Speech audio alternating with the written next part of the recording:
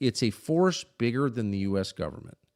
And I just think that can't continue. That can't continue. Yeah. You can't have that. And the nature of the crime, again, being that one crime that if you polled Americans and said, what's the worst crime? Exactly. I think it would make the top of every list of every poll that you could run, however you worded it.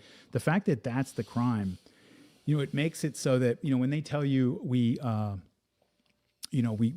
bombed a car in Kabul and killed this family of 10, during the Afghanistan withdrawal. We can't really get into all of the details because of sources and methods and this and that and so forth. People will be like, okay, that I don't really like that, but fine. But a child's innocence, if anything is sacred, a child's innocence is sacred. And sacred means there is no compromise with regard to that.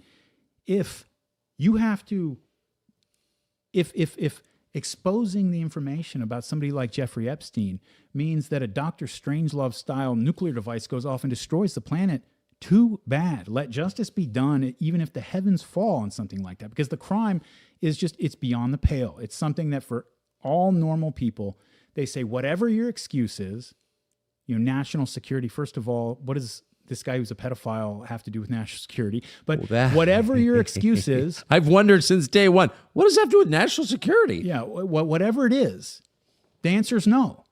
Okay, we have a journalist who has a source, and this has not been refuted by the people involved, saying that he belonged to intelligence. We have all these ties over the years that provide more circumstantial evidence to back that.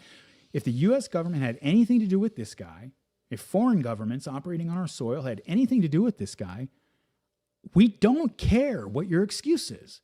We're talking about a man who was raping children.